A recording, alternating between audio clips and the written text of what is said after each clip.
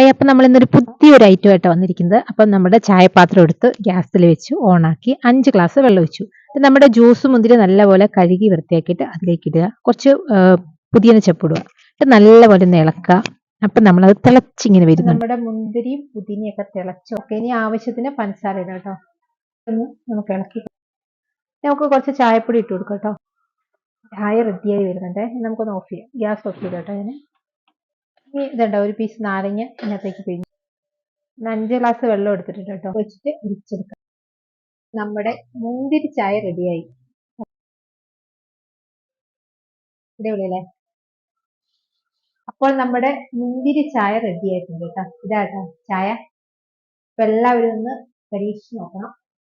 ഞാൻ ചായ കുടിക്കില്ല, എന്നാലും ഒന്ന് ജസ്റ്റ് ടേസ്റ്റ് ചെയ്ത് നോക്കാം. ജസ്റ്റ്